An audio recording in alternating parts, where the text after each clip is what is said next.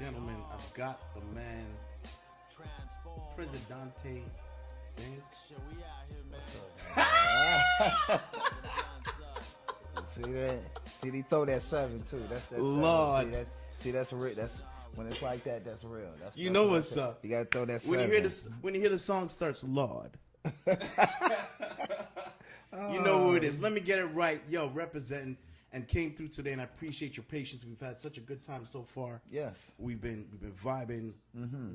It almost feels like we already had 3 podcasts. He's just getting warmed up. Well, ladies and gentlemen, we've got the man, Dankery Harv from Frank and Dank. Blessings. What's up, everybody worldwide? Shout out Detroit. Shout out Toronto. Yes. That's the crib, man. I appreciate your patience again. Hey, once again, man, for sure, fam. You know what it is. For sure. Man, we've been having such a good time so far before this whole thing started. And it's like, I had a whole bunch of questions for you, like I said in the beginning. And just even speaking to you in the beginning when we first had our first conversation, I already knew that these questions are going to go down the fucking toilet. But then I told you, keep on script. You got to, you like, once you interact with the artist, catch a vibe, and catch a common ground, things, we might forget about the script, but the script go right along with it, because that's important things that you conjured up that you want to express and get off of the viewers just as well. So I say keep that and vibe. You know what I mean? And you're like, stay on script, and I'm like, the energy you already provide, it's kind of like, I already know that you have such a dominant energy towards it when it comes to the conversation. You speak, you have a lot of stories to tell. I can tell you're an OG in this. Hey, I appreciate that. No doubt. It's just life experiences. Yeah. And I've lived living a very particular type of life. Corporate, hood, streets, behind the wall with the man in them, in the office with the big wigs, tour here, tour there, single, album. You put it all in the pot and you sauce it up, you get a good brother. Yeah, for sure. You know what I mean? And you can tell that energy. Honest, loyal brother. And I try to tell people, always, and I mean always show your people that unconditional love and support. Love don't cost nothing. Absolutely. No matter how high you is or how low you is, always. I hate to even say I don't give a fuck. Show your people that love, man, because a small conversation, the little things. It's not so much now the big things, because we all expect super big things from people. The little things adds up. That's what counts. Absolutely. The little thing will just make your day, your month, your year. Just for me having conversations with people that I really don't even know on Instagram, it changed their whole direction on things. For sure. It doesn't cost you nothing just to press that like, which shows support, which lets me know that, you know what, subscribe, follow. Yes. Notifications, man. It's not even about that, but anyways, go ahead. I just want to let you guys know. But go ahead. No, man. But that's part of it too. Subscribing, and when you subscribe, you're getting good content. You're just not getting a content. Just a content is good, but when you're getting qualified information and things you can use, you know what I mean. Just for example, a secret. I asked you about this. Yes, sir. And my cousin blessed me with the book. Yes, sir. He said, read it. You might read get it. something I'm telling you. How you explained it. You didn't. You could have said, yo, dang, this like this, that, and the other. No, you said it's good information, but it's not consistent. It's not a consistent flow of reading. Flow of reading. Yeah. So it's a good book. Yeah. You get what you need from it, but yes. the flow of reading, it kind of feels almost like it's an infomercial book that gives you positive insight. So I'm not gonna front on, but it's good though. When you have situations like this, it's good, but can it be the deal? And that just come with the vibe. Absolutely, and I think it's something that you share. You don't hold on to stuff like that. No. You have to have when you dealing with people, on these type of platforms, you have a bona fide storyteller. Yeah. And you gotta have I call y'all podcasters floor generals, because y'all know how to retrieve particular type of information to turn the artists on to speak. Gotcha. To get them in the pocket. And the fans out there, they want to hear the real. They don't want to hear the fugaziness. They don't want to hear me. They want to hear actual factual things and events that you can express, and then you can guide them to express. Gotcha. So you really get something out of the segment. You know what I mean? And get a personal side also. I think something when I look at podcasts, I'm trying to get like a personal side. Let me see who you are, and let me see who you are as the artist. Two different sides. You know what I mean? And let's take it back. And you were a breakdancer. You know what? I want listen. I mean, I did my research on you, brother, and yeah, man.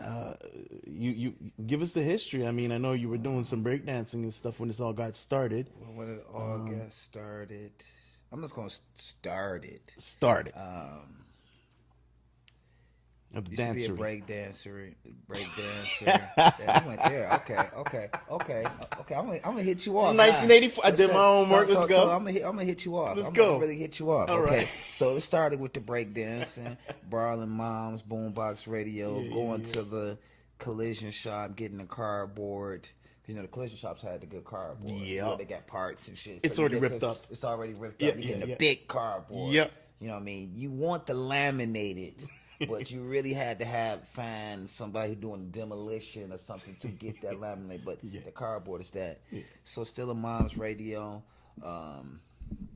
Breakdancing in front of the house with a couple of homies. One of my good friends, Iman, we call him Poo Poo. He just would take me off the porch and take me over here and take me over here and take me over here. So with that gave me the insight to keep traveling in the neighborhood, going to different neighborhoods. And that's how I end up partially meeting Dilla, because one of my friends, Terrence, he stayed down on Shields, and his father was a preacher, and his mother was a teacher. And they went to this church called Vernon Chapel. And James and his family, they all went to that same church. But at this time they had James and them. They moved away, and then they ended up moving back. And his brother Earl was in what grade I was in? I want to say 4th or 5th grade. Gotcha. Dilla brother Earl was in my class. So, but before Earl came back, I was the man at drawing. I used to be drawing and shit. Earl came back. Earl knew how to motherfucking draw. He knew how to draw like fucking crazy. And shit. So when he came back, I'm like, he's like, Earl's back. And I was like, man, who the fuck is Earl, man? And he showed me these pictures. I said, oh my God, this nigga know how to draw for real. I'm fucked. I'm fucked. I'm about to take all the shine. And then he told me, he was like, man, you got to meet my brother. I was like, who's your brother? He's like, my brother James. So we got on the playground. Short dude. Briefcase in hand, colorful Levi's, snakeskin belt. We're talking like Beach Street, and a silk shirt. Yeah, gotcha. Okay. I'm like, what the? I'm like, what? This nigga on a silk shirt, snakeskin belt, some colorful Levi's, and a goddamn briefcase. I'm scratching my head like, who the fuck is this nigga? Where's he from? Then he go on this briefcase and he pull out a big bag of Kool-Aid. So, you know, back in the day, we had a Kool-Aid, you pour it in your hand and you lick it. Okay. You know, everybody make different flavors. So he had some. Got the kick in it. Just telling him, man, you should come over to the crib, man. This is that. No, this is before a beat machine, before any of that. Before any of that. And just a cassette deck. Not even a cassette deck yet. No. Wasn't nothing yet. Okay. Nothing. Wasn't even a thought of recording or doing anything and as such. that aspect came from when his mother and father bought him a Ericsson turntable. Okay. For Christmas. Had double set recorders and had a record player on top. So what he did was, a lot of people told this story, but they didn't. I don't want to jump your story, man. No. I said no. Oh, okay. Different people tried to tell the story. Oh, but you okay, had to good. actually be there to actually know the story. I was there. Got you. Live. So he took, like in the cassette they have like the rubber thing, the rubber little ball right there. Yes. So he took that out to slow one of the tape players down, and he would pause and record and make beats and shit. So that's where it all started. All right. So he's sampling James Brown records, drums, funky drummer. You know, had the drums and shit. It's easy to chop it up right there. And I had a 3-way. One of the homies had a 3-way. Yeah. Another homie had a 3-way. Another homie had a 3-way. So we'd call each other all on the phone, and I called Dylan, and I was like, "Yo, cue the tape up. Cue the tape up." It's like, "You got the tape queued up?" He's like, "I got it queued up." And he's like, I was like, "You ready?" He's like, "Yeah, I'm ready." I'm like, "Play the tape," and everybody would go crazy. He's like, "Yo, man, what the?" And they wanted to meet up at the school the next day. Like, I've known Dilla since 1984. Okay. They had NBAs. You know what NBAs is? No. Patent leather NBAs, high tops, basketball shoes, Saucony's, yeah. patent leather top 10s. Yeah. And you were part of a team called High Top Society. High Top Society. Damn, you did your homework, Cuzzo, you did the... Brother, I didn't come to play today. Oh, my The God. big kids don't play today. So the I'm High telling Top you. Society... High Top Society. was me... And that was a perfect leeway, too. High Top Society was me, Frank, my boy Thurn, and my brother Howard. Me and my brother Howard was the dancers, and Thurn was the DJ. Thurn was the MC in my bad. Thurn was the MC and Frank was the DJ. Yeah. And we did a talent show in Persian High School, which we taught all the seniors what hip hop was. So instead of us, Sweet. You guys were teaching the seniors with the this? seniors, Okay. we was freshmen. Oh, okay. We was freshmen. My boy Thurn was in the 10th. We was in the 9th, or whatever the case might be. And so we didn't. We all the freshmen was our homies and stuff, but we hung with all the seniors now. Gotcha. So we get invited to all the senior parties. This is that and the other. So they didn't know what hip hop was. So we had big high top. You thought Kid and Play had a big fade. Oh, shit. No, he ain't had shit going on. Would you pass them? You passed height on that? What? What are we talking My about? boy Thurn thing was about this big. God damn. And he would wake up every morning. He'd wake up every morning about 5:30 in the morning just to trim his hair. Blow that shit Just up. to blow it out, yes, just to do the hygiene shit. Yeah. That was Thurman's contribution to the crew. His hygiene, iron his clothes, creases, shoes cleaned, line up, tapers, out, like. So if I wanted to get my hair, I had to be over his house by 6 o'clock. Gotcha. And he'd trim it all up. Then he'd take the album cover and then just flip Pat to it the down. side, pat it down. Yeah. It was the classic. It was the Yeah, classic yeah, as yeah. shit. And That's some old school we shit. had the lockers at Persian. The main floor, we had all the lockers. All the lockers on the bottom floor, and everybody had like a high top fade or something. Gotcha. It was cool. It was dope we got kicked out of there. We got kicked out of there, and it kind of fucked niggas' lives up. What was the song that you would put on when you're ready to up rock back then? What was the first song that would come on? Boogie Down Bronx. Okay. Boogie Down Bronx, Boogie Down Bronx, Boogie Down Bronx, Boogie Down Bronx. That's it. Yeah. Craft work, computer. You like, oh, bam, That's bam. when you start popping and locking. There you go. You start going crazy. Oh, shit. Your age is showing, man. Watch So out. we used to do, we got a Detroit dance. We got called the JIT. Yes. So with that, Which has come back alive again today. Oh, it never went nowhere. Oh man, but I've been seeing it quite a lot. But It that was the never- first. You guys were the first I've ever seen that. They got a dance called the Juke. It's from Chicago, something like that, but it's like real fast. Gotcha. But the Jit, they never went nowhere. But didn't Jit originally start with house music though? That's where it's from. Okay. You know what I mean? So we listen to Technicolor, Alleys of Your Mind. I beat that bitch with a bat. I beat that bitch with a bat. Yeah. I beat that bitch with a bat. Like, what else? What else? Just all of the Cosmic Car. Oh, you get the hitting it off of that. So we've been doing that shit for years. Yeah. And it ain't never went nowhere. Yeah. It's just, it has this different generations that pick it up and move it along. Evolve it. Yes, to evolve it. Like the greatest jitters in my book. Other people might have different opinions. Terrence Major, Doc Mott, Joe, the Mad Dancers. Them boys used to get it off. Yeah. You had to be at the dancery. For that, right? Yeah. You had the dancery. Yeah, the dancery. You had to be a particular type of person to go to the dancery. Let me just clear this up for people really understand. We used to go to the dancery when we was kids on Sunday. Me, Frank Dilla, James Calloway, my boy Bruce, Brother Howard sometime. We used to go there from 3 to 8. Okay. Till we got older and till we got 21. And then we started going on Fridays and Saturdays. So you had certain age limits to get to the certain. Yes. Okay. So when we got older, we started going to all the people that used to go as a kid start going as an adult. So, Oh my let's move on. God, Yeah.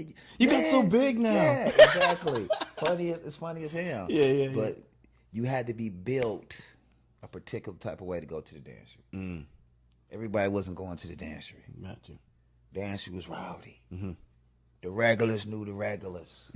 The regulars stuck together. Somebody getting fucked up at the dancery is somebody that's not a regular. Gotcha.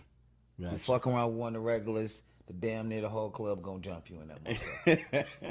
So you get the guys, the twists, the dreads, us hip hop guys. We be on the floor for a minute, about 10 minutes. Then they gonna swipe it out. Then they gonna put the jits on. So we got to get off of the floor because here they come. Yeah. Although, yeah. Going crazy. Yeah, for sure. You got nigga jumping on. You got the rail. You got nigga jumping on the rail, just doing something, just being extra, just. The jit is like, it's just one of those things where it's just one of those dances from Detroit where it's like, it's super classic. Well, it's definitely. Everybody wanted to learn how to jit. When I first saw it, I can't lie.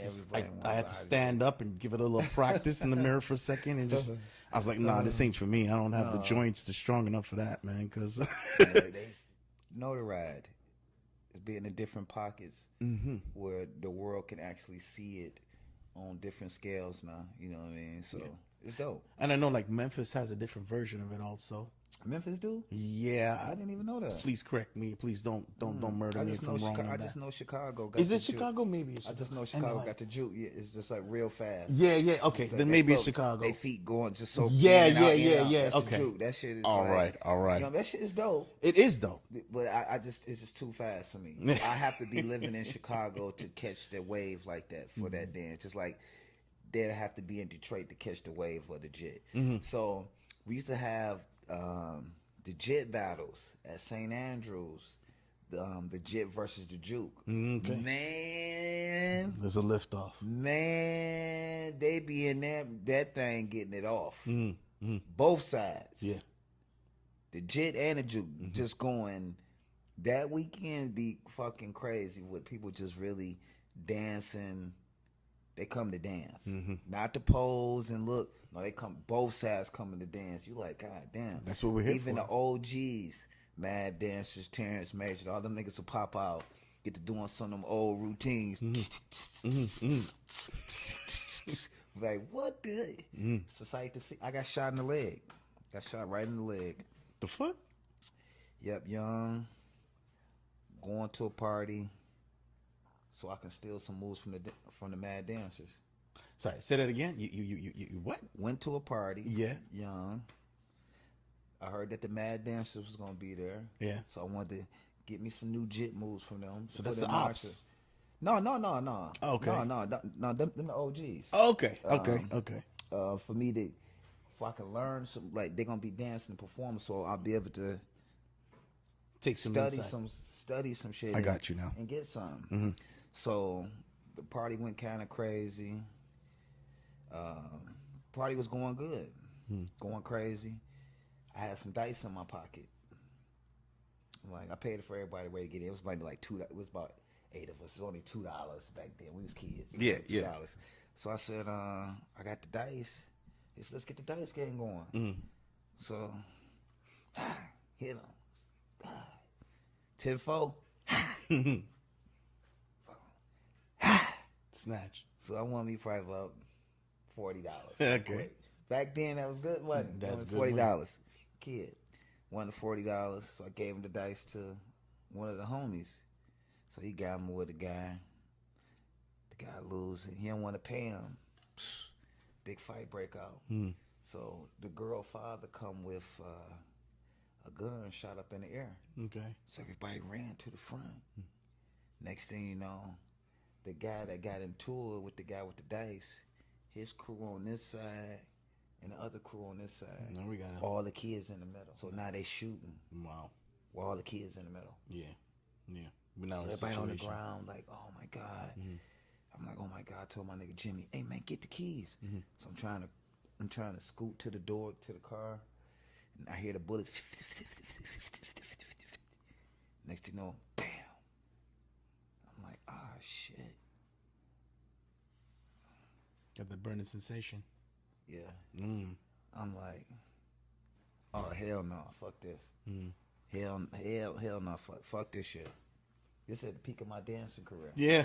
You know what I mean? Just before we went there, me and my boy Therm went and auditioned for Boss. Rest in peace, Boss, my sister Boss. Rest in peace. Went to go audition for her to go dance on her tour and shit when she came out with Deeper. Back then, when she was signed to Def Jam. So Okay. she was looking for some dancers. So then I go to this goddamn party and get shot in the goddamn leg. Yeah. That's I'm it. like, holy fuck. So I touched my leg and I'm bleeding. I'm like, so I just stood up. I'm like, man, fuck this, man. Y'all niggas not stop, man. Y'all already shot me, man. Fuck this shit. So they like, what the fuck? So I grabbed my boy Keys, got in the car. All got in the car. Told my boy girlfriend to drive forward. She put the motherfucking reverse, slammed the whole door into a goddamn tree. So now they gotta hold the door. The ride past all the people. Yeah. The door making all this noise. They draw the gun down on the car. I'm like, man, fuck this, man. Y'all already shot me, man. Like, get him to the hospital. Get him to the hospital. There you go. Man. Just over the jet, man. That's it. Just to learn how to get some jet moves. Yeah, well, You know, did you eventually learn? Yeah. So the other day, I'm like, I was watching Dame Dash, and Dame Dash is like, listen, I don't care what nobody say. I'm the inventor of pause. I was like, wait a second. I know you guys came out with pause. Who said that? Dame Dash. Say he the inventor of what? A pause. Of what pause? You know when niggas say, if somebody says something suspicious, they're like, yo, pause. Have you been hearing that? No. Okay, so then you're free. You're free from the bullshit then. That's okay. Okay. You don't have to worry about that shit, bro. Because nowadays, what brothers is doing nowadays, if you see anything, like... They're looking for clout for what they say. So no. For example... They the originator of this is what they saying. No. So what it is, let's say, for example, you in a regular conversation and you say, I was in line. It was long. Then a brother would say, pause. Reason being is because it's in line with No, I can't deal with it. No. with it's in line with the happy community kind of talk. You know what? I really appreciate that you don't even understand that. I fucking really appreciate that shit because you straight. Yo, listen, man. This is from your OG. Don't play games like that. No. Like that's like kind of like sideways. Yeah. That's extra camaraderie for no reason. I agree with you. It's agitating type shit. You know, just be straightforward. Get to it. have regular conversation. Regular conversation. I agree with you. Or 100%. don't have a conversation at all. Well, the way I look at it is that now it's kind of like, why is now my straight sentence now compromised for anything else other than what it's directed for? You know what I mean? The sad part about that is what you just said. Everything is being compromised. Oh boy, everything. We're gonna make this podcast a whole political situation, bro. Like one of the biggest things with me is what's been compromised is loyalty. It's compromised. It's compromised in a fashion where sometimes people don't even understand that they being disloyal. Speak to me on it. You know what I mean? It's just a lot of instance where you can see where people be disloyal, and sometimes it don't register because it's over their head, it's over their pay grade. It's just it's not you. They just don't see it. Yeah. You know what I mean? But when everybody see it, that's when it's fucked up. The loyalty has been compromised. The love and respect has been extremely compromised. It's a low vibe of let's support each other. Yeah. It's so low when it's so easy to do. It's like, for myself, I don't give a fuck about a like. I don't give a fuck about a comment. I don't even give a fuck about a post. I used to. Once I seen, bring the mic closer. What it really was. It's just entertainment. Yeah. I put up 25,000 plus posts on this thing. Who the fuck putting up 25,000 posts? I get people to say to me, "Damn, Dank, I seen your son grow up on Instagram, man." Like just things in that nature, and people don't give that much. So the bottom line to it is everything has been compromised. Of course. People's families been compromised where it's like, you don't see this. You don't see that this is not moving like it should be. Well, I think in terms of that, I think a lot of people are easily persuaded also. Oh my God. It doesn't take much. You just said the magic word. It really just shows that and this is part of my motivation right now to even get these things out, because a lot of things I find myself at least once or twice a week, like 3 times a week, I'm like, just on logic principles, on things in life, just normal things. You're just like, am I crazy for thinking that's not a logical way and way of thinking? And I think it's just so easily for people to be persuaded into a thought that they probably don't even believe in. Don't believe it themselves and think that this is okay. This is okay.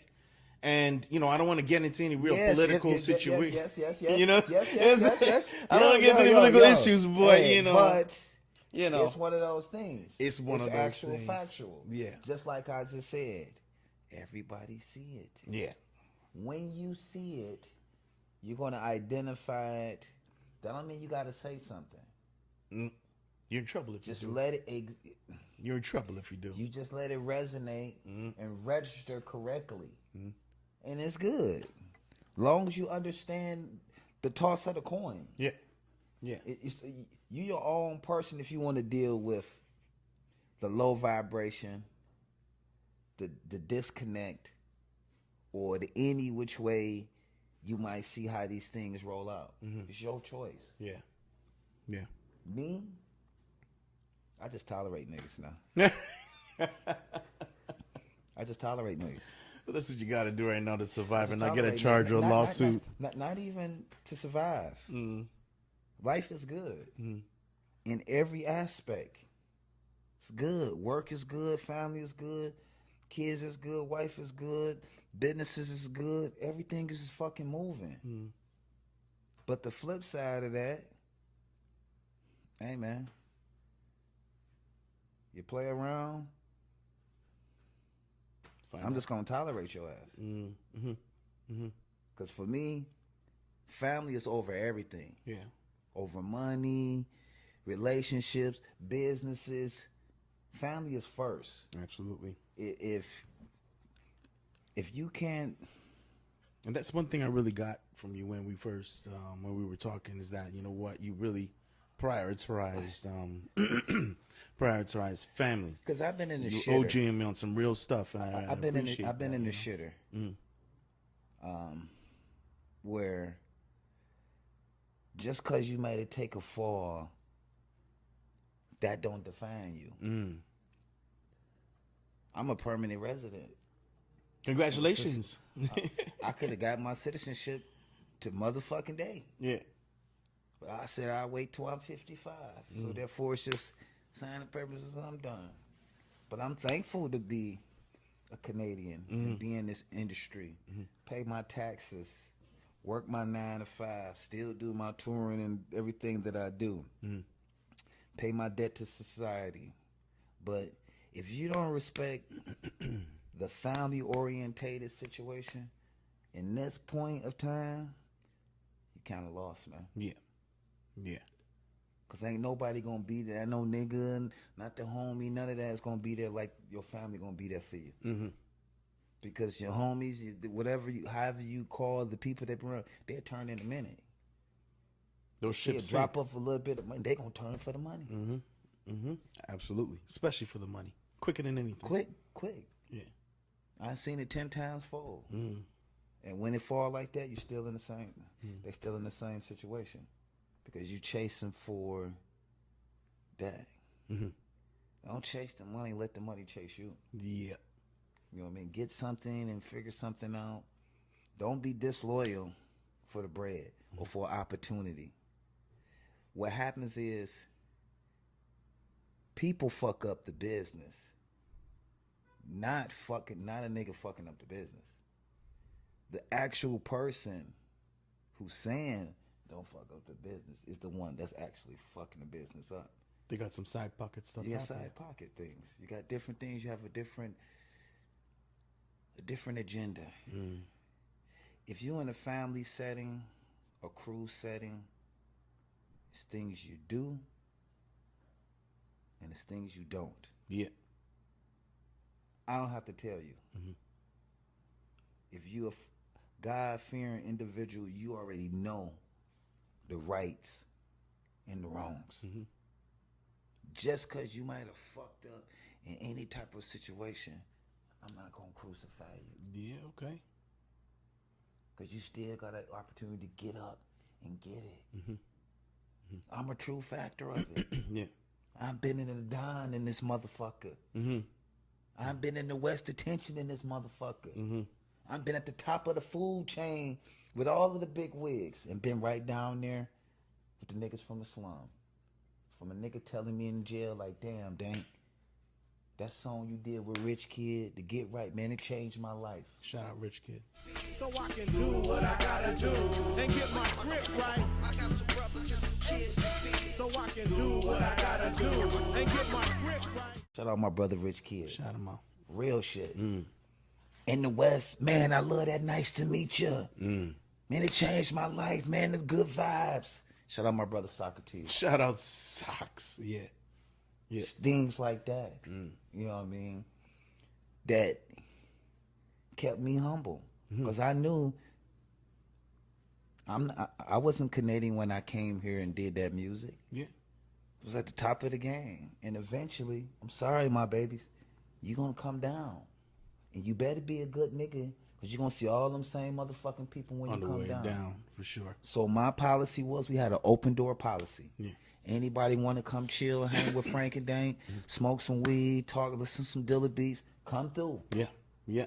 My brother Matt Babel. Shout out my brother Matt Babel. Shout out Matt. I got Matt Babel his first diamond goddamn watch. Nice. His first watch from Nope. Amma. You silly as hell. You silly as hell. I was just checking the time. Sorry. Sorry, Dank. I was just checking the time. You silly as hell. I got him his first diamond watch. Okay. Took him to my jeweler Amma, downtown Toronto. Amma Swiss. Not a watch for me. Get my brother watch. He on Munch Music. Bless him with that. He like, think I don't know him. Give it to him. Yeah. Him and Sonny He were gonna probably the realest ones in Much Music. Yeah. I said they're gonna promote. He gonna have it on. Oh, you right. Damn. Set people down and give them the game. My cousin Josh. What up, cuzzo? Benatar. Shun Buns. My little cuz. Before he went to Universal, came to see me and chopped it up. Yeah. I said, yo, you got the gift of the gab. You out here in the streets. Hard. Get in here and get it, man. One of the sickest MCs out here now, too. Take this position. Oh, one of the dopest producers, MCs, Fuego Brothers. They doing their fucking thing to my people. Shout out Fuego. You know what I mean? But sat down with a lot of people and gave them a lot of advice, a lot of game, a lot of love, just the aura and the presence. So family and loyalty is everything. And you can't do that. And speaking of that, also, I mean, that takes us right into like also the fact that you was working with Needleworks. Oh fuck! Those brothers are some good brothers to get connected to. Them is the Ivan is my dad, Uncle Junior, and Cousin Joe's. Yeah. 3 amigos. Don't nothing beat them niggas. Yeah. I'm sorry. Yeah. Don't nothing beat them 3 brothers. Real solid, loyal. Yes, sir. I was about to say the same thing. Loyal through the motherfucking loyal. Will give you they goddamn shirt, they pants off they fucking ass, nigga. Period. Yeah. Stayed in Ivan house for about 8 years, rent free. First going there, he like, stay. We like, what? Y'all can stay here. Y'all man sleeping on the couch, dude. Ivan's house? Ivan house, King Street. Oh, yes. This before King Street was King Street. Yep. That place We was was already lit. running King Street before King Street was King Street. And that place had some parties, bro. Man. Okay, well, yo, that... The New Year's Eve party was the bestest parties ever. And you know what? It's lit. The little bar. What? The upstairs and downstairs. It's Yeah. lit. Oh, man, we're talking some Crazy. personal stuff here. But, yeah, But they took care of things. Yeah. But those 3 Shout out gentlemen, you guys. You guys really... them guys, awesome, man. Needleworks, the whole family, the whole staff, all of the family friends, they good people, man. Yeah. They gave Frank and Dank a boost where we needed that. We just came from a messy label deal with MCA. So to come to Canada, before let me trail back. Shout out Brass Monk. Shout out Big C. Shout out Brass. Roland, Hizza, Mars Busy, the whole crew. Yes, sir. Tona. We was at Agile Mama House Yeah, okay. before we went downtown. We'd be at Agile's, come up on the weekend, record in the basement. Agile had the whole setup and shit. Do some joints and shit. Go to the park. Big C will pull out the big bag of weed, blow a couple, whack in, blow. Working out the deal, was trying to get to Warner. And then they took us downtown to meet Ivan.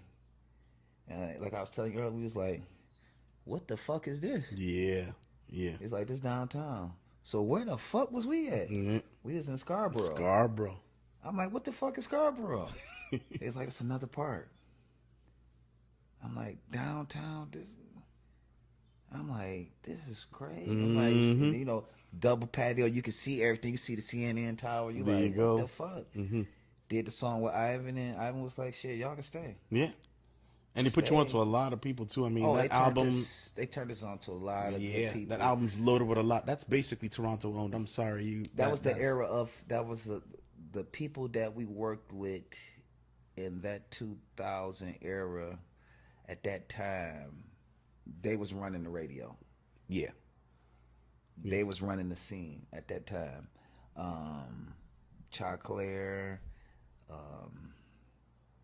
Socrates, Buddha Brothers, Landscape, Lindo P, Shout out Cardi, Landscape. Shout out Cardi. There's a few other good people. Breaking Lace, Needleworks. They produced on the record too. Yeah. So at that Dopey. time, Dopey, yeah, DJ Dopey. he was the champion and shit. Yeah. Everybody had a particular type of Breaking Lace was on Nice just to need you. Yeah. They had everybody had a particular type of presence on the Canadian radio. So even I'm gonna flip it even more crazier. Remember Drake had the OVO party before Northern All Stars. Northern All Stars. Yep. Everybody was on that bill. All legends. Was all on the radio. Yep. At that time, when he was coming up, when he was coming up and he was on TV, he was trying to break into there to start recording. And did you happen to find that like were you like, oh, because when I spoke to Frank about that, and he was like, he was surprised about it. And do you feel the same way? Do you feel like you were a little bit caught off guard when you were invited to that? I was super ecstatic, super humble. I couldn't even believe it. Because it was an all Canadian show. Yeah. But you guys got infused into Toronto. Got into it. Yeah. All the good people that had been trailblazers for that time helped contribute a little piece of them to our project. And from the bottom of my heart, I appreciate it. Yeah, because they didn't have to do that. Yeah, Cardi didn't have to do that. He made the beat and he laid the verse. Yeah. Exotic Dancer. I mean, he killed that motherfucker. I'm like, God damn, shit. Where the fuck is I'm gonna go at now? Yeah, crazy. Lindo P just went fucking crazy. Yeah. Landscape went crazy. Yeah. What up? Socks just went fucking crazy. Socks gave us 2. Yes. Because the original he was using for his album. So he went in and made another one. Is that at the ending of it? No, that was at the beginning. Okay. So he made another one and kept that one, but then eventually he gave us the original 2. Okay. For a remix. But he went in there and cooked it up the same way and gave it that bam. You know what I mean? I appreciate when he just pop out. Yeah. Mr. Harv, what's going on now? Tell me something good. Socrates in the house. Oh, exactly. Just like it's comedian, but then it's brotherly love. Yeah. To check in, see how you doing, see how the journey doing you. Don't get sidetracked. Keep pushing. Ask him some mixing tips and recording tips. The last tip he told me, he was like, give a little, just spit it. Sometimes you may not even need the ad lib. I'm like, really? Sometimes you may not even need the ad lib. So I did this song. I was like, fuck, I ain't need the ad lib. And it sounded good without the ad lib completely. It sounded pristine. The simplicity. Like, I was like, damn, because normally I ad lib the shit out of my shit. That's just part of it. If I'm doing Dankery Harv, you getting a whole bunch of crazy ad libs. When I'm doing Dank, you're gonna get less. Dank and Dankery Harv is not the same. It's 2 different artists. Okay. You know what I mean? One might be a little bit more raunchy than the other. One might be a little bit more street than the other. You try to make a balance out of both of them, but it's not the same. It's 2 not the same dudes. How do you depict when you're in the studio who's coming out? but of course, when you're Frank and Dank, you bring Dank out. But is there any times whereas Dankery and Dank could be in confliction with each other inside of the studio? It depends on the. It truly depends on the vibe and the music. This is a particular type of sound, because Dank and Dankery Harv don't really pick the same type of sounds and beats. It's totally different. Yeah, Dankery Harv gonna be a little bit extra Conway. Yeah, you know what I mean? The machine. Yeah. You know what I mean? Dankery Harv gonna be a little bit for the ladies, a little bit of party. Let's go. Dankery Harv don't really do no party thing. He really ain't a super nice guy like that. Yeah, he humble, but it's like he want you all of your pack you send him. He want the dirtiest. You guys, any producer I deal with, I tell them don't send me no happy shit. Yeah. Send me some dirty hard shit. Yeah, well, it's Cold Hearts is the name of the album that you got. Yes, with my nephew Nitro, and my brother Frank Mitz. I love both of their stuff. Is Nitro from LA? Nitro is from he's not from LA. He's from I want to say, I ain't gonna say I'm Don't not worry. for sure. Don't say that. But yeah. Nitro, But whatever it is, he's got some dope stuff. Oh, I listened to the he's album. incredible. Yeah. I'm not even gonna lie. He's a super dope producer. And Frank super Mintz. humble. My brother Frank Mintz is a super dope producer too. Mm-hmm. Them two together. That's not even the best of what they. This is just some shit I picked. Mm-hmm. Both of them is musical genius. Yeah. At what they do. Not saying that because I work with them or this is that another. They know they trade. Yeah. They go hard in they field and they stay in their lane. They don't go out try to sound like this person or this person. Mm-hmm. Yeah, they might get inspiration from Dilla, but when they in that motherfucker, it's on their time. Yeah. My nephew Nitro, he been to school for music, graduated, everything. So he's very, very technical. Mm-hmm. Play all the fucking instruments, drums and shit. So when I get a pack from him, ain't no telling what the fuck. I'm like, Lord have mercy. So do you find a lot of them try to offer you a lot of Dilla influence track because they know not no that's more. what no, Not- it used to not- happen a lot. It used to happen a lot. Yeah. Okay. So I had to re-explain the situation. Because I kind of feel like Because they try to put us in a box. exactly. They Yeah. And I kind of feel like that's a very tough box to rip out of, right? Yeah. So it's kind of like I kind of figure you probably go through And it situations gotta where be- it's a lot of and if you're Dilla gonna be influence. if you're gonna be in that bag, you got to be in that bag.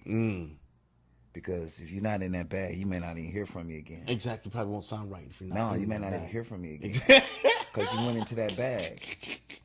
Yeah. So I always tell them, don't give me that shit. Give me that shit. Yeah. And they like, yo, you want that shit? What's real to you? Yeah. You want that? And then they send that shit, and it's like, God damn, that's what I'm talking about. Shout out my brother Bobcat the Legend. That's another one. Classic boom bap type of shit. Tommy Van Moose, that's another one. Classic boom. See, them two, Bobcat and Tommy Van Moose, them like my super boom bap guys. Gotcha. If I need that particular sound like that, I can count on them two to get that. Nitro and Frank Mintz, they got that raw shit for me. Yeah. It's even. They got a lot of groove to them, to be It's honest. just- They feel like they're a lot. I thought they were from LA when I first They got- heard, they especially got that grab. especially Nitro. Yeah. I really thought he was from LA, but maybe I'm wrong. Maybe you don't have to call the name. So out. now I don't even have to. This is my new way of approaching the situations. I don't have to do single projects with them. I just put them two together. You do four, you do four. That's the project. You know what I mean? But if I need that boom bap shit like that, Tommy Van Moose, Bob Catalyst, you give me four, you give me four. Put that together. You know what I mean? Yeah. It's easy like that. But my son bought me this this thing you stick in your computer, and you can put your CDs in there, and it can burn it over to your laptop. Okay, yeah, CD burner, basically. I ain't know nothing about this shit. Like, so I had spools worry upon about it. spools upon spools Yeah. of beats. Yeah. Whole rack of Dilla beats, a whole rack of Mad Lib beats, a whole rack of Oh No beats, Jeez. Redmatic, Super Dave West, Okay. Cardi, Landscape, Agile, Socks, Classified. I can go on and on. Yeah. I'm like, what the fuck? Like, really? But I had to back up off of it because I was just on that motherfucking thing for days, just trying to have to wait and download and then move it up. I'm like, God. But I mean, you got so many options and so many choices, my so God. many different artists to choose from. It's kind of like at this point, like to me, too many options is not good. Oh no, too many. I'm not saying in your term, but sometimes to me it's like if I have too many options, like, oh my God. For example, I just got IPTV and I've got millions and millions of channels, but for some reason I can't find nothing to watch. Because I can't settle because it's so much, you know what I mean? So how do you stick with one? You just rushing to look at something. Part of it is like that too. Because you only have limited time. When we only have limited time, the day and wind it down, you will move towards the bed, you ain't got the remote. You're just trying to get to something quick. Before the time runs out, before I get sleepy, man. Yes. Yeah. You know what I mean? Or the time runs out. You got the new album out now, bro. Oh, yes. F&D Radio. F&D Radio, single out, Wait. Oh, that's crazy with my little bro, Illa J. Illa J. You know, it's that record, that whole album came together with just Tighten that up, yeah. Just with Pause. it just came out. You funny the one pause. It just came out as just one of those records. Yeah. It's just one of them feel good records. I think personally, it's a summer smash. Yeah. It's a really summer vibe. You at a spot, you hear it, you sipping you something with your lady friend. You like, damn, this is a good vibe. I'm gonna have a good night. It's just one of the album is actually built like that. It's just a vibe. It's getting really good traction. Mitsu Beats. Oh, he killed it. Like Japan. he just came out of nowhere. He going on tour September to That's gonna be the Japan. next question. What's up to next? Yeah. Go on tour Japan for September, then go on the tour for Europe in October. Maybe go on the Canadian tour for November.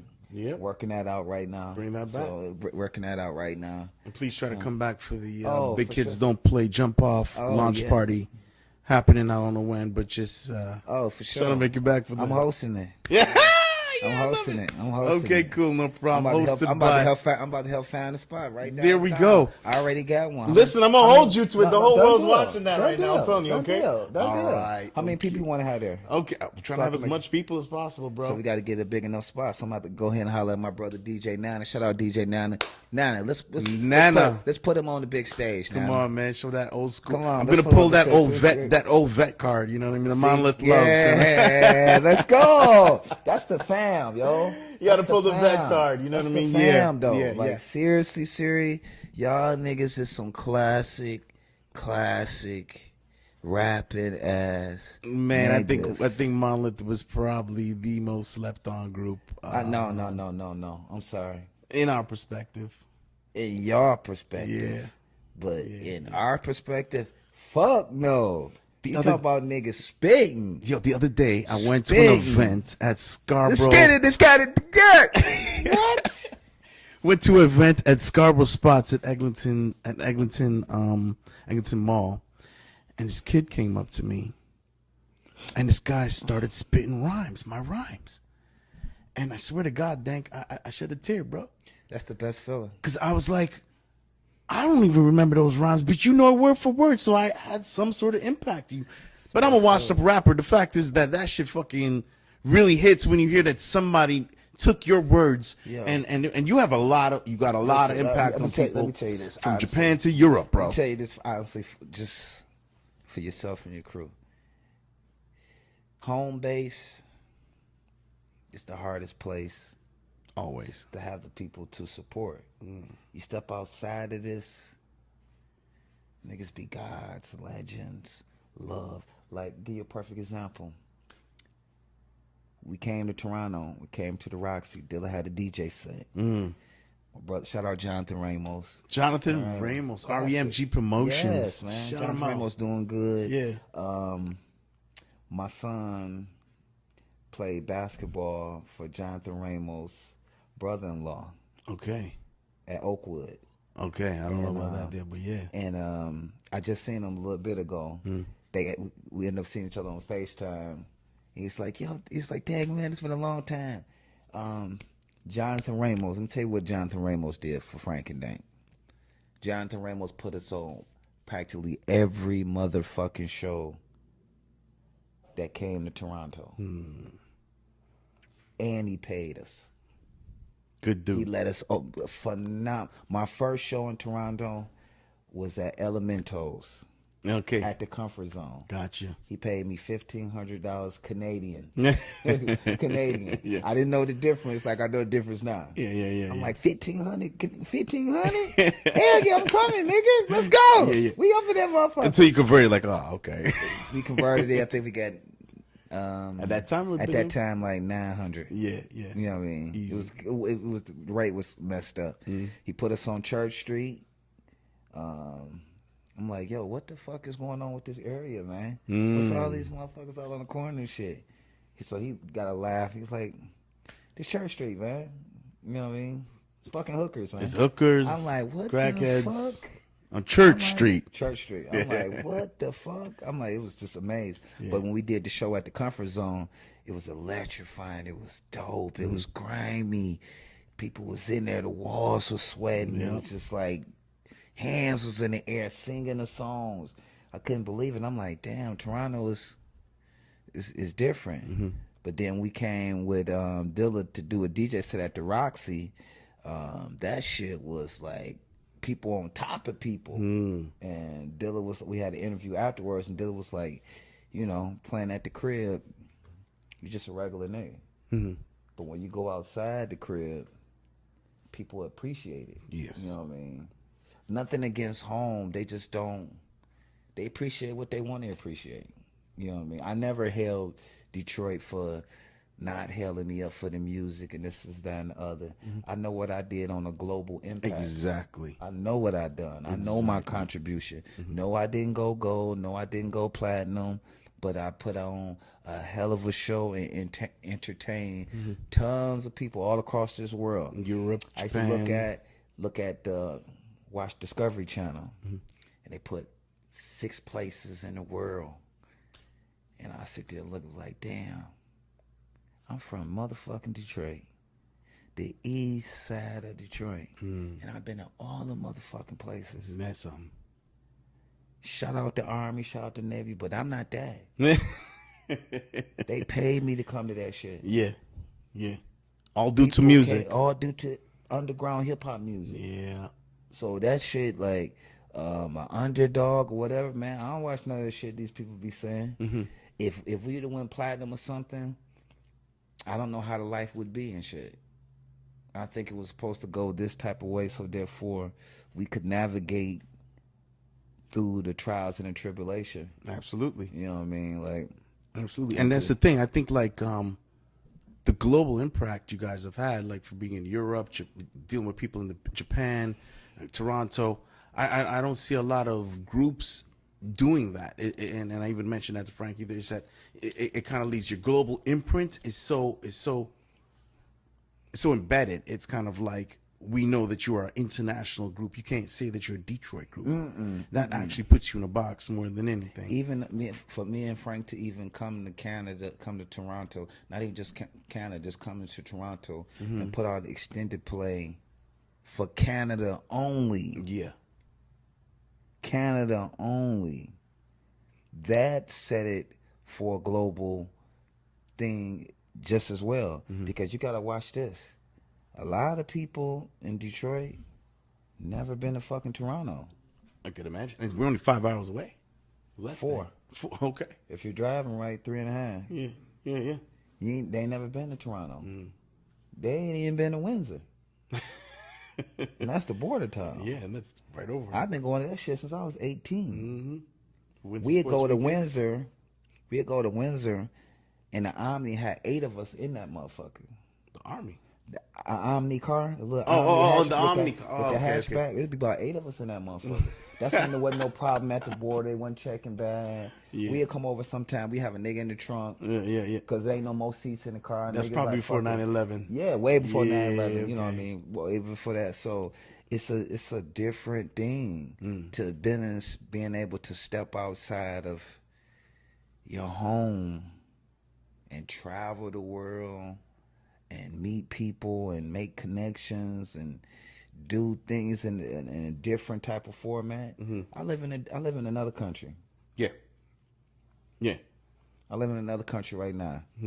Damn near 20 years. Married 11. For me, that's a motherfucking achievement. Yeah. I beat the odds right there. 1, to be married for 11 years.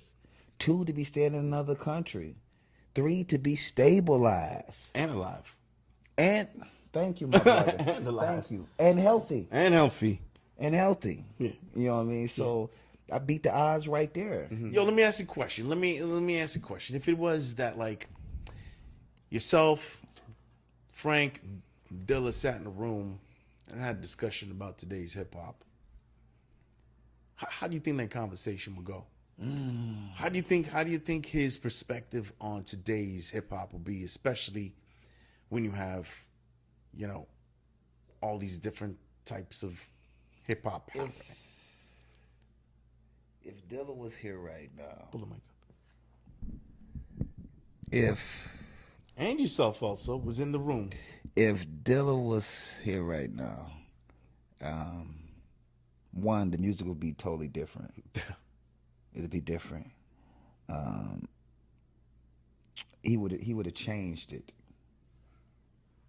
He would have changed it. He'd still have an impact. For sure. He just would have changed it in the sense. He would have changed the drum pattern. He would have changed the sequence. He'd have picked the samples from somewhere just totally. You ain't even gonna know what the fuck. Actually, you is gonna know, but he gonna flip it a whole nother different way. But you don't even know where it came from. No, you gonna know where it's came from, but he gonna flip it a whole different way that you ain't even think of how to cut, this, that, and the other. Yeah. Because his drum pattern, he invented it. Mm-hmm. How he made his drum pattern. He made it in a sense where if you listen to it, you would think somebody back there actually playing it. Yes. Like a drummer is playing it. Yeah.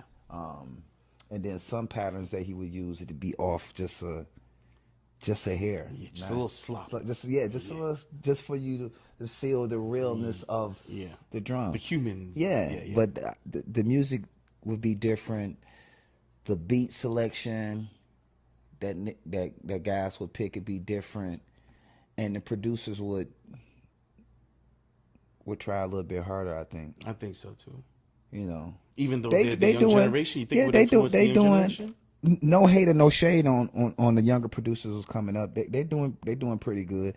A lot of people ragging on what it is, but at the end of the day, with all of the music, we need it all for it to evolve into something else.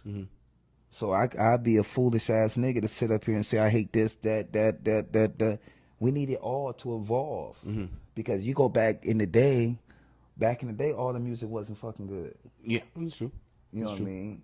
It had to evolve to it get to a particular type of standstill. It was like, damn, this is good. It's at par now. You know what I mean? I just want to see the music at par. Yeah. It ain't got to, ain't nobody making no super crazy type of fucking music. You know what I mean? It's just at par. At par right now. You know what I mean? Yeah. And at par is good. Yeah. It's good. I ain't saying it got to be great. This, that, and the other. It's just we need the soundtrack to our lives. Yeah. Whatever it is allowed to be made of, we need a soundtrack. Yeah. Yeah, I know Sexy Red is a little bit ratchet, but we always had ratchet women. Yeah. With that. You know what I mean? Look at Dankery Harv. I need a freak in the morning, a freak in the night, a freak in the morning. You know what I mean? So, yeah. Like I don't talk down on no artist. Yeah. No artist. I just don't know. It's just kind of like nowadays. If you sing it, you sing it. If somebody else wrote it, you wrote it. It don't matter to me. It is what it is and shit. I just kind of feel like sometimes nowadays it's like it's hard to differentiate, especially with the trap stuff. It's like really hard to differentiate.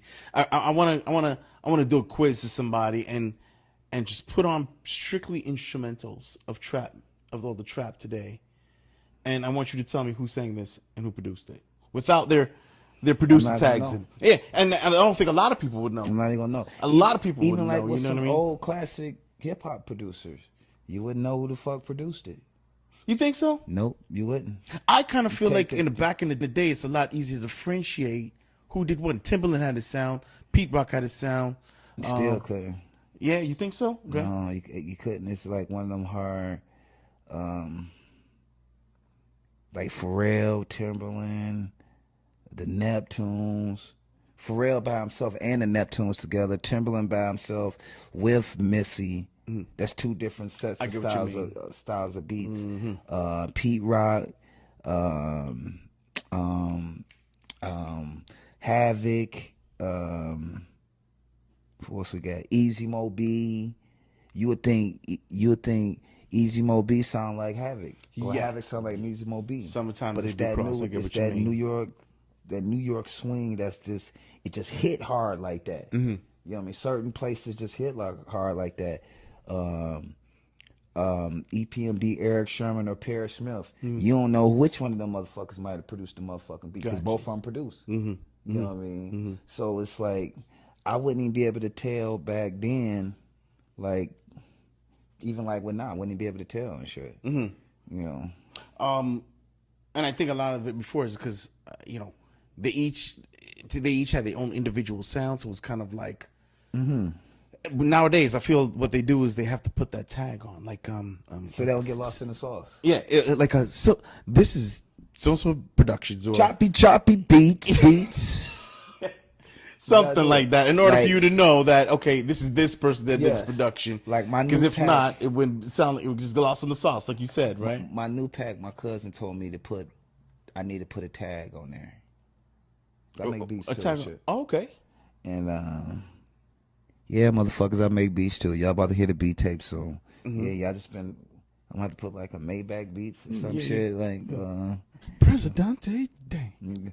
I you know what? I kind of like that. You know what? So you can go ahead and sample it, bro. It's okay. It's I free. kind of like that. It's free. You know, You might have to send me a clip. don't worry. You can I'll just give you a royalty check for that. man, shit. don't worry. I told you it's free. It's okay. Just put it out there. That's all I ask, man. That's crazy. I kind of like that. President Dank. What? Yeah, you like that? Presidente Dank. So now you can take that and chop that up. Dante Dank on the beat. President Dante Dank on the beat. There you go. What?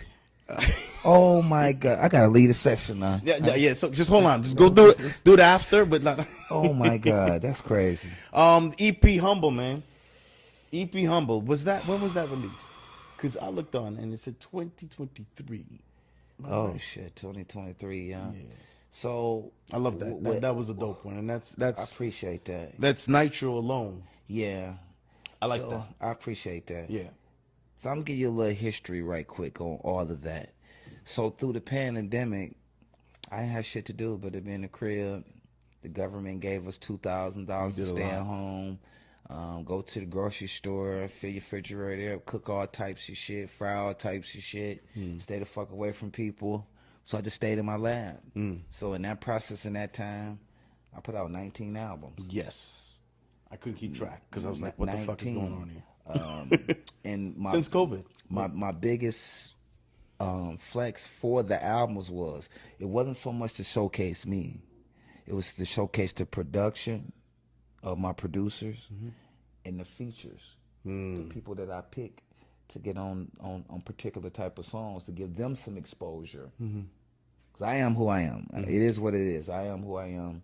I get a lot of love and support. So I said, let me support them because I know that they in the field and they do this, that, and the other. You got stuff with A-Son. You got stuff A-Son. Did a joint with A-Son with my brother Navity North. Shout out Navity North. Yeah. A-Son. A-Son is a super dope artist. He's up next. He's now. shit. He's right now. He's been killing shit for a long time. Yeah. He put in his work. You know what I mean? He put in his. He really put in his work. Salute that brother For sure. We chop it up on the back end. Some messages and stuff. This, that, and another. Support message. You know what I mean? Like I always tell him, keep being great. Keep doing your thing. Appreciate you, Dank. Great energy. Same thing. Super energy. Yeah. Super energy. My little cousin Gnome, Ro Dollar. $1. Shout out, Ro. Ro Dollar is a legend, man. He's a super throwback. He's a really good guy, really good father. Take care of his business. Still fucking the music up, but I tell him to put that fucking album out, nigga. And the funny thing about Ro Dollar, and like I don't mean to be split, like we have a relationship that I didn't expect because you know, two different crews. I kind of, you kind of really don't expect to keep in touch with. Yeah. But like with Ro and I have we have a little special communication, a little special thing. You know what I mean? So shout out Ro Dollar, great guy, great energy. Love that guy. Love that guy. That's my cousin. When me and Frank first came down, he showed a lot of love, a lot of camaraderie. I remember we was at Greenhouse Studio at Triclair Studio. Yeah. We was working on a joint, and some people came in to interview him, and he was like, "Wait a minute, y'all ain't interviewing my people, Frank and Dank, from the Great Lakes?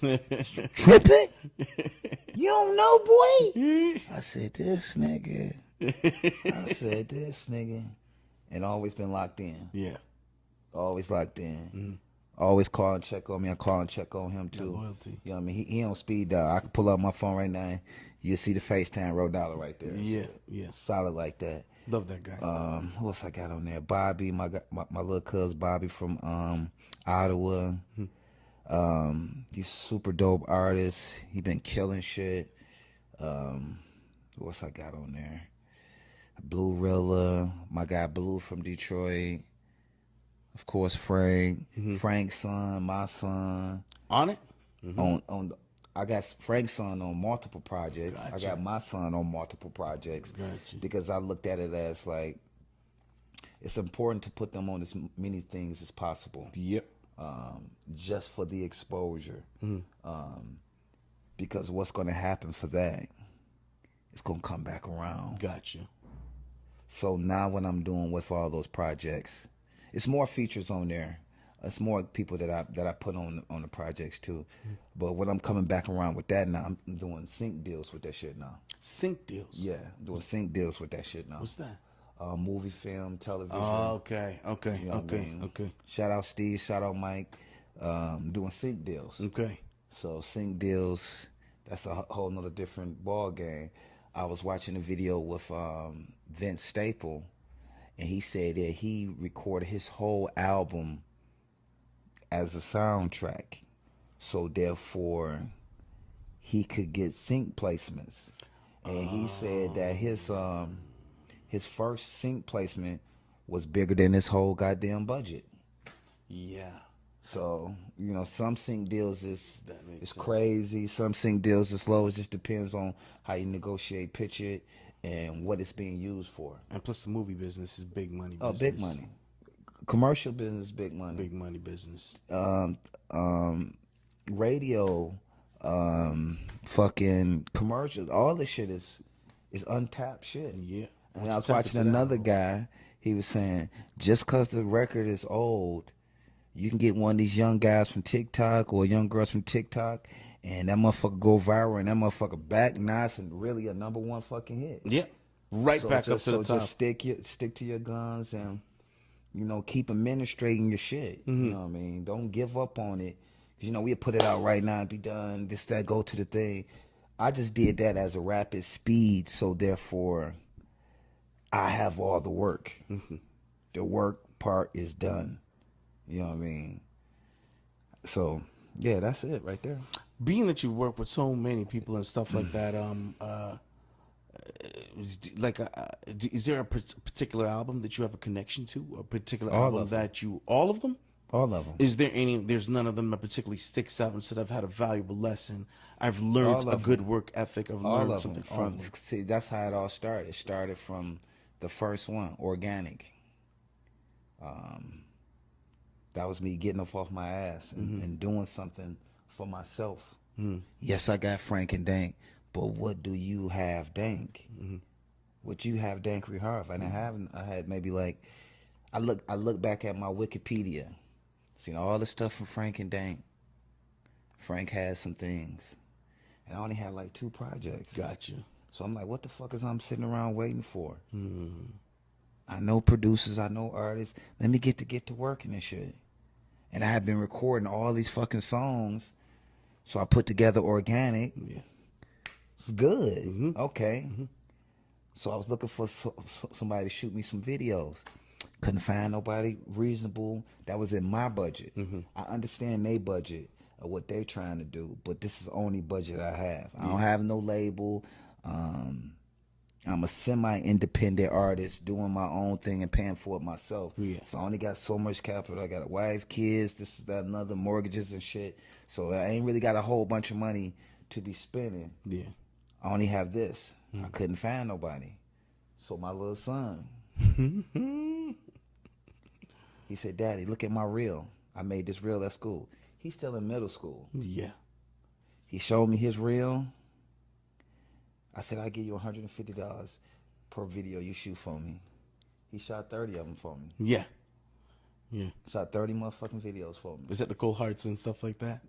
The cold hard ones, he got like a cutoff. And the reason why it's a cutoff is, you got to understand, he had been doing this for me while he was in middle school. Yeah, from holding the camera, shooting it, putting the filters on it, all that, putting the tag on it, what the name of it is.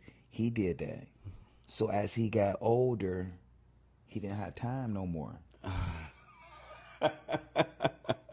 Teenage life kicks in. Exactly. Prioritize. I'm not mad at him. It's real. It wasn't about the money or nothing like that. Mm-hmm. It was just the time from being in school, playing basketball and basketball practice and having a little time. Damn, Daddy, I really ain't got time to do all of this I stuff. ain't really got time to. I try to help you if I can, if he could. So I just start having the wife hold that motherfucker. Yeah. Just hold the camera. Yeah. All And, right. and I also realized that for the video for Wade also is also compromised also that you guys had to do a plug and play situation. You had to get us all in the same in the same room. Because you got me in Toronto, you got Frank in Detroit, you got Illa in Las Vegas. So I happened to come to Detroit because we was dealing with the Detroit Mercy thing. See, we're not gonna go to university there. So Frank shot me right there. And then he in the same place where I'm shooting at, so that worked. And how Illa shot his part, it looked almost similar the same. Put a little graininess on it, a little playback for the black. Bada boom, bada bing, there it is. Came out smooth though. Came out, because at the end of the day, when you're doing these videos, yeah, you can get the big type shit, but long as you try to get the best quality of the video for the consumer and for your fan to see, not just listening to it. We got all these technologies with all these phones and cameras and shit. We didn't have this shit back in the day, so you got to make use of all of it. Yes, exactly. You know what I mean? Make use of it and shit. And that's what happened and shit. And sometimes our kids are a lot more advanced than us. My son getting. He looks at you like, Dad, what's wrong with you? You don't know how to create this Like, reel my with son font is- and my make son is- transitions happen in no time, Dad. My son is getting motherfucking owners of fucking clubs they Instagram back because they hadn't been hacked and all types of shit. Like, I'm like, what? Yeah. Like, it's crazy. At that point in time, that's when our age shows and they're laughing at us and stuff like that. I've always wondered a question, and only last night I changed it because I was like, how come you guys never did songs with like Kanye, hold on a second, and Dilla, and Jay-Z and stuff like that. And then last night I was like, oh yeah, you guys did a song with Kanye West, which is effed up. Yeah, we effed up. So with that song, we was at the club one night. Did you guys do it live together? Yeah. Yeah, okay. We was at the club one night, and we was at St. Andrews, and Kanye came in, and he ran up on Dilla. He was in Dilla's ear like, yo, what's up, Dilla? I'm Kanye West, man. I got this beat CD, man. Let's see these beats, blah, blah, blah, blah. Dilla like, yo, who the fuck is this nigga? Like, who the fuck is this nigga? Polo shirt. And then he like, Kanye? Like, nigga, you Kanye. Like, yeah, I'm Kanye, man. This, that, and the other. He had the hoodie on, this, that, and the other, Gave Dilla the CD. We went home that night. We was playing some of the beats. We like, what the fuck? And then we after that beat came on and shit. That shit was hard as hell. We went hard on it. The original was the Door sample. Bum, Blah, blah, That is the Door sample. They didn't want to clear that. But what sample it? Dum dum ba-dum ba-dum dum dum. Yeah. Let go. They wouldn't clear it. So So they okay. ended up flipping it. Oh, You know what I gotcha. mean? Jay-Z, And that's the reason why is because I know he's done stuff with Janet. He's done stuff with Tribe. with Like all this stuff. with It's the like- Jay-Z thing, we had Jay-Z's cousin Beehive. Shout out Beehive. Okay. Beehive as our manager. He was managing Jay-Z. He was managing Dilla, and he was managing us too when we had our deal with MCA and shit. Gotcha. Okay. But Okay. for some odd reason, each time that Beehive tried to get Jay-Z the beat Like tape, Outkast and stuff too. Like, I mean, not even just Jay. Like, because I always, sorry, I don't mean to cut you off, but it was always a group of people that I always found that would be good with Dilla, which is like Outkast, and like I think Jay would have done great, and I thought like Redman would have done great and stuff like that, and but it never happened. So it just was it wasn't just Dilla, it was just them two. In those times, everybody you just said was super up here.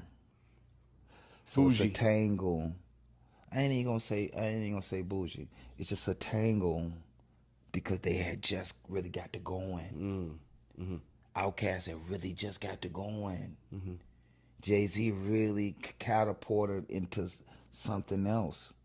So with Dilla was the man on the beats, but it had to go in this particular type of circle to get to him. Even though this was Jay-Z's cousin, the beat.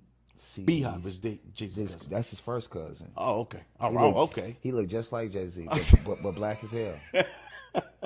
Seriously. For real. I'm not Okay. even bullshit. If you ain't never seen Beehive, it'll fuck you up. You like, man, you look I just think I'm like gonna Jay, slide in man. a Google picture of Beehive. Yeah, right? you be like, man, this nigga look just like Jay. Gotcha. And then back then they used to wear the button-up shirts and this, that, and the other, the Rockefeller gym shoes and shit. It was just crazy. We used to go out there pretty often. We would see Beehive all the time, Noni, Bleak, Beanie,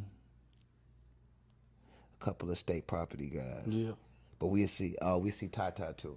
Okay. So this was at the time when they was drinking Belvedere. Yeah. So they That was took a us big to thing this- at that time. Yeah, so they took it to this Spanish bar, and they ordered some bottles of Belvedere. I'm like, damn. But this the crazy part. Everybody rushed to the bar, and everybody put out a black card. And we was like, yo, what the fuck is that? Which like- fuck? Which one? The black card. Oh, okay. Okay. We like, what the fuck is that? It's like, it's the black card. Y'all know what the black card is? Like, what the fuck is the black card? They was arguing over who was gonna put their black card up. Okay. Yeah, I have So- those arguments on a regular basis. So we scratching our head like, what the fuck is going on and shit? Like, really? Yeah. And then Dilla was like, yo, fuck this, man. We gotta get this fucking money. Yeah. We getting this motherfucking money, dang. Then inspiration Yo, kicks. fuck this. We getting this fucking money and shit. I remember he had went to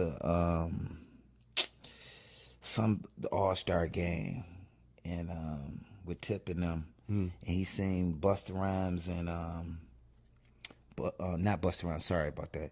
He seen Redman and Method Man, and niggas had on some big ass minks. He came back, he was pissed. He's like, man, fuck that, man. We could go get minks right now.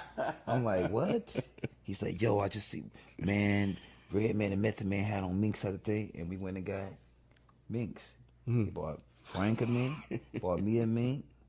He got himself one, and then he bought his kid's mother Joylette one. And I told him to buy her the headband with her shit too. The mink yeah, the headband. big mink Yeah, one. mink headband. The big what's Karis's Uncle one's, Tim had one too. what's Karis's one's wife's name? Miss Melody. yeah. Miss Melody Hats. Is that Yeah, Miss yeah. Melody Hats? Yeah, because Uncle Tim, I had took Dilla to get hit. He wanted to get a Pelly, and I was like, man, don't get that, man. Get the mink. He's like, for real, nigga. I said, yeah, get that fucking mink, nigga. He's like, for real. I was like, got the mink, and then we went to this club called Floods. It's me, Frank, Uncle Tim, and Dilla. And he was like, man, fuck this, man. I gotta get these niggas some minks, man. Fuck this shit. And then it make it no worse to go to the basketball game and see them niggas. Yeah. So as soon as he got back, cashed out. Yeah. That's just like Cardis. Like these. Cartiers. Like these Cardis. So when they did the Raise It Up and Climax video set, we was in California for a week. So we had to go back to Dilla house to get some money so we can get us a couple of things for us to go. Shit, he went to Somerset, bought me a pair, bought Frank a pair, and bought him a pair.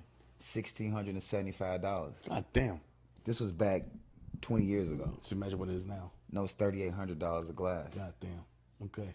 $3,800. So his costed $3,800 back then because he had got some Buffalo Arm ones. So the same ones he bought for $3,800 is $6,800 now. God damn. Okay. So all the glasses and doubled. In price. Brand new platinum Cardi, $1,675 back then, untouched. Well, thanks, Method Man and Redman, for that shit. Oh, man. I thanked them like a motherfucker. I remember I got a funny story for you right now. So Thanks, Red. We appreciate my that. boy. My boy Proof. Shout out my brother Proof. Rest in peace, my bro. Proof came. Rest in peace. Proof and Mark Hicks came over to Dilla house. Me, Frank, and Dilla, we just there Saturday. We just playing some records, smoking some weed, shooting some pool. Dilla had a pool table in the basement. So we'd take turns DJing. So if you lose in the pool game, you got to go DJ. Okay. So we just going around just in a circle. Yeah. Next thing you know, ding dong, ding dong. Like, who the fuck is that at the crib? Who the fuck came over to the crib? Nobody wouldn't come to his house like that. So it's Proof, Redman, and Mark Hicks. So they come in. He's like, Dank, get the door. Get the door. I'm looking. Proof's like, what up, motherfucker? You know, Proof was funny. That was my nigga. Yeah. Laugh, hug. Mark Hicks, what's up, boy? Yeah. I'm looking at Redman. He don't look like Redman. It's just off. I'm like, what the? I'm like, Redman? I'm like, What do you mean off? I'm going to get to it. Okay. So I'm like, come in. Come downstairs. What up, though, Dilla? What's up, man? You know. Frank and Dilla look at Redman. Don't look like Redman. Don't like Redman. And then Redman was like, so we rolling up. We smoking. I'm rolling. So he looking like, oh shit. Bring the mic closer. He's like, can I smoke? Yeah, nigga, huh? Smoke, nigga. After he hit the blunt, I look back over it. Now it's Redman. He was a wasn't whole high. different folk. He wasn't high. He was sober because Proof and Mark Hicks didn't smoke weed. Oh, So they didn't have no weed. shucks. So they actually brought him over To get some. so we could, because they know we was over there getting high. We was smoking. So now that he smoked. So now he was like, yo, y'all mind if I stay? He was like, yeah, you can chill. So the Proof and Mark Hicks left, and he stayed with us, and we smoked like a motherfucker. Yeah. Session, he was DJing. He kept rapping off of one of Fat beats and shit. Yeah. He just kept rapping off. He loved this bitch. Shit. So he was a whole different human being when he was Totally sober. different. Isn't that crazy? Look and everything. God damn. When that blunt hit, and I was like, Yeah. and I looked back, I said, that's Redman. Yeah, that's the guy I know right now. I'm like, yeah. damn, Redman. He's like, man, y'all got the weed, man. Let's smoke, man. Yeah. That nigga folk got the smoke. Let's get it. Like, man, I want to rap over this beat right now, man. Like, yeah. the energy just started coming out. It's all coming out. Really cool guy. And then he had came. I've seen him again. I was going through some shit in Toronto. Going through some shit. And my brother Q, shout out Q, is really good friends with Method Man. So they had to rock the bells here a couple years ago. And so it was Redman and Method Man, Rakim, Tribe Called Quest, J Electronica, De La Soul, somebody else. So we chilling and shit. And I was supposed to get in with Tribe. So I called Tip to tell him he need to get me in because I'm going with Redman and Method Man. Gotcha. So he didn't even answer. I'm like, okay, Tip. All right. You weren't going to get in with Tip anyway. Exactly. Okay, for sure. Yeah. So Redman and Method Man picked us up on a tour bus. They picked us up on a tour bus and everything. Me, Q, and Shine. Rest in peace, my brother Shine. And got on the bus. And Redman was like, man, Dank, what's up, nigga? man, I got blown with them niggas when I was in Detroit, man. I had a ball, man. I was sober as hell with Proof and Mark Hicks, man. Them niggas smoked me out, man. This, that, and other. And then Method was, what up, though, Dank? I was like, hey, what's up, man? He's like, yeah, man, we do a little Dilla tribute on the show and shit, this, that, and the other. And he was like, you see Rakim? I said, no, I ain't never met Rakim. He's like, you ain't never met the God? I'm going to take you over there and meet the God. So I'm nervous as hell to go meet Rakim. You know, it's one of my favorite artists. For sure. Get over there to the door. He come out. He like, what's up, God? What's up, man? You good? I said, man, you one of my favorite artists. My mother got me that paid him for a CD, man, and I sung it every day and shit. He's like, man, I appreciate that. And I said, I'm just going through some shit right now, so I'm just really happy to even just be at this show. He's like, listen, don't worry about that. We gonna rock. I promise you, God, we gonna rock. I was like, damn, okay. 2 months later, I was on tour with Rakim, opening up for him. Sweet. He kept his word. That's a big deal. 2 months later, first stop was Paris. Seeing the thing on his dressing room, I said, I gotta go holler at Rakim. It's gonna trip him out that I'm hearing shit. Yeah. Came out, he's like, God, what'd I tell you? Yeah. Kept his word. Peace, God, what'd I tell you, man? Yeah. Didn't I tell you it was gonna be here? That's a big deal. I said, oh my God. Mad love, hugged him, went and did the set. Man, give a shout out to Frank and Dank and the rest of the crew over there. They in the building. I'm like, this nigga Rakim is a motherfucking real one. Yep. Fucking real one. And that's a big deal when you keep to your word too, especially when you tell an artist something like that. You know, they look forward to that. You know what I mean? And he didn't put it together. Okay. He just gave the metaphysics of the thing and put it in the world in the air that I'm gonna be there. Put that energy out there. He's that powerful. Yep, that frequency. He's one of the gods. He put it there and that motherfucker just lifted like, oh shit. That's what you want, God? Okay, bet. And he put it out there. You know what I mean? I had to do the preliminary work too to make sure I got there. He already put the seed there. Yeah. It's like when they say you putting the seed in, you growing it, and you grow, you let it grow. Water it and it'll come. Yeah, definitely. Sure. Being that you are dual citizenship, you know, you got 1 foot in Detroit, 1 foot Canada. How do you feel about the whole Drake and Kendrick situation, the whole battle and everything? How do you feel about the whole situation that just transpired? What's your opinion on the whole thing? I got a different opinion than everybody else. Okay, let me know. What's up? Well, my opinion is this. Drake, OVO 40, Preem, Matt, Chubbs, you know, I fuck with them. You know what I mean? They fuck with my son. You know what I mean? And I appreciate the love and support they give him.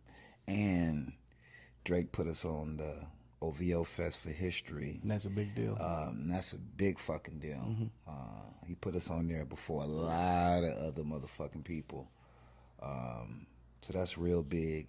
And he told me personally the night of the event before I went on and performed, he thanked me and thanked me for my contribution to this hip hop shit. It helped him.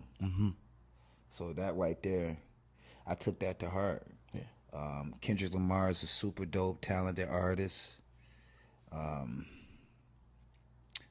think that it's entertainment. How I look at it, it's not no winner or loser. It's something the culture needed to bring a little spunk back into the competitive of the music. The competitive nature. Now, when you get to saying certain things, you know the gloves is off. Yes. So you gotta expect a little bit of dirtiness, a lot of lies from a lot of lying from both sides of the story. It's entertainment. But what we don't want this to do is get took out of the entertainment part, because both of these gentlemen has come from the mud, from nothing. Yeah. You know what I mean? And reach to the top of the food chain. Yeah. And to interject a bit, people think you have to be from the hood, coming from the bottom. And I kind of think in Drake's perspective, coming out of Canada is difficult. Yeah. Coming out of Canada is a difficult industry to fight into to get into the American industry. So it doesn't have to be necessarily, I think, from the bottom, but I mean, even get into there. No, he came from the bottom. He started from the bottom. Yeah, because you know I know his journey and seen his journey. He was an actor before he was a rapper. So he had to acquire a lot of different letdowns, a lot of no's before he became who he is. I don't think people know that. Fuck no. Everybody told him fucking no in Canada. He had to lead this bitch and make it happen. Yeah. He had to go do all these features with every fucking artist across the goddamn board to get notice and this is that another. He came from the mud. So from a nigga coming from the mud and now can touch damn near $1 billion fucking dollars, $100 million crib, your family taken care of, your kid is taken care of, your friends, your closest friends, your friends is taken care of, And their mom. Everybody around you is living life. Yeah. Kendrick Lamar, you a real Paru Crip. You come from the dirt. You ain't done everything you needed to do. Top Dog came in and saved you and put you there. And TDE, you done big things. You great. Your family is good. Your wife, your kids, your closest friends, your friends is good. Now, we got to respect that aspect of it. Yeah. Because these guys made it out where people don't make it out. Yeah, for sure. I'm a witness to that. People don't make it out. And to acquire this amount of capital, this ain't a meal, this ain't 2 mil, this 100 millions, when niggas is buying $40 million mansions, $20 million mansions, 50, 100. This is a different type of ball game. This is a different type of language. There's a difference between rich and wealthy. It's a different type of language. Yeah. So there's no winner.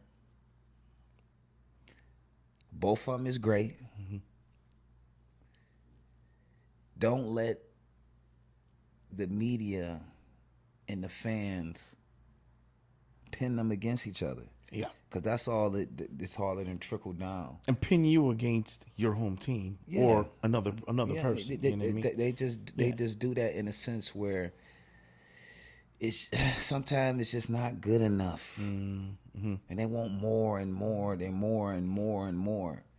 They ain't gave everything that they could in this fucking battle. Yeah. It's done. And the verdict is there isn't a winner.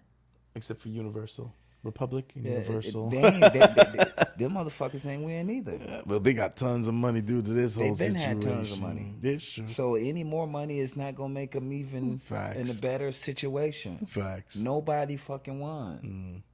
What happened is you get two people lying on each other, telling stories. Everybody want to be, want their thing to be 100%. You get the crews clashing. This is that another. When at the end of the day, it's senseless. Senseless. Yeah. The winner of this thing is the culture. And the culture got what they wanted. It evolved. It evolved and stepped up because I really believe now people are analyzing. Throughout this whole time, I have not heard much trap or much of this garbage stuff being released in between this time. Because I feel that they know that they're being watched. And then at the same time, I can't even call the trap garbage. Oh no! Just, Yeah, it's kind of not just saying it from how you said it. It's just I don't see why people is so hard on that type of genre. We need that. We need every genre that anybody can come up with. No genre of music is better than the other. Every genre plays a goddamn part. It's a soundtrack to our lives. Yeah. When it's extra trappy, that's in the hood. Niggas is dealing with those circumstances like for real. It's culture for them, for real. Like seriously, niggas is motherfucker eating Chico sticks for breakfast, eating pack of 9-laters. And some people, it's entertainment, but for real, it's culture for them. Culture. It's real life. You know what I mean? And then you got some people that's okay, that don't have to use that trap for the soundtrack. Like they have something else that they can implicate. But the ones that have to really deal with it and out there pitching for real, it's all the fuck they got. They can't relate to Joe Smo over here, but they can relate to Ali over here. Because he's speaking that language that I'm in. I'm robbing, stealing, and killing. Yeah. Everybody can't be nice. I'm sorry. And it's real life to certain people. It's just real life. Yeah. Everybody ain't been in the mud in some particular type of way. Even the good ones, some type of way. Yeah. You end up with some type of mud, slime, where you had to uplift yourself. You may not have recognized it like the average person, but it's something that you had to uplift and get out of. And when you got up out of there, you're like, damn, I can breathe in this motherfucker. Yeah, I feel. I can breathe. Them two niggas can breathe. It's not about money. It's not about money no more. They got bigger problems now. Yeah. It used to be about money. Now it's about life. Yeah. Moving forward too. The pressure that they have given both of these guys for these music is crazy. It is. It is. It's crazy. It's a lot of pressure. It is. It's a lot of lifelong stains is gonna be on. Oh, stains. You know, once the gloves come off, you gotta accept it however it's gonna be. Damn right. You know, you gotta accept it. And I guess that's why J. Cole bounced out of it, because he foresaw some. No, he J. said Cole blood was coming, so he knew what was coming. J. Cole so. just bounced out for the simple fact he didn't get gassed up. Yeah. And what I mean by he didn't get gassed up, he knew that he just said a couple of things. So why should I go in and beef when it's not even it's just a fucking verse. Yeah. It's not even a whole 16 that I'm really spilling about, just a couple of words. You know? Drake, different. Yeah. He the commander-in-chief of this motherfucker. He's the top supreme. The top one right So now. he had to say something. You know what I mean? He had to. I love both of Even them. when he didn't want to. He in the best seat of the house. Life is good, this and that, and then I gotta come off tour and deal with this shit. Yeah. I'm getting the pressures from everybody want me to come off the stage and deal with this shit. I really don't want to deal with this shit. Yeah. Because it's not on my level. But the pressures in back of me, like he said when he came out to Nicki Minaj show, y'all know what I gotta go do. I gotta go take care of this. You gotta go take care of the business. Gotcha. And he went in that motherfucker. He cooked up some joints. Boom, boom, boom, boom. Yeah. Okay. Shit. Kendrick shot. Now he come boom, boom, boom, boom. Yeah. That's it. Yeah. It's no winner. For me, it's no winner or losing when you both of these guys got over $100 motherfucking million and can take care of their families and their friends and their closest loved ones. Their friends. They ain't no goddamn winner. Yeah. Yeah. They got people employed and everything. Yeah. Employed? Fuck being employed. Just I'm gonna throw some money on you. Yeah. I'm just gonna throw a stack on you. Fuck it. You know what I mean? So, Yeah. like I say, the only winner is the culture because they needed to be entertained. But for the two great artists, they both won. And the win is y'all taking care of yourself, taking care of y'all families. Yeah. That's the win. Amen. I agree Amen. with you big time. I agree with you big time, man. Yo, Dank, I appreciate you so much. Man, I appreciate you, bro. Yo, man. Thank you. You could have been anywhere in this world doing anything in this world, but you came through to man. check the Big Kids Don't Play podcast. Big Kids podcast, man. You got It's the phenomenal. album out, Yes. F&D Radio. Yo, go get that F&D radio. Tell them. Be on the lookout for the tours. Be on the lookout for Dankery Harv new record right now, Cold Heart, Humble. Just go check the catalog, man. You know what I mean? I appreciate y'all 1,000. Detroit stand up, Toronto stand up. Yes, sir. And yo, always, and I mean always show your people that unconditional love and support. Love don't cost nothing. No matter how high you is or how low you is, always show your people that unconditional love and support. Thank my Lord for your blessings and things that happen for you, on God. Just like if you love me, I appreciate you. Hey, big blessings. Big blessings. Appreciate you, For sure. man. Damn. Thank you, man. For Yo, sure. Big Kids Don't Play. Dank, Yes. F&D. You know how we do it, man.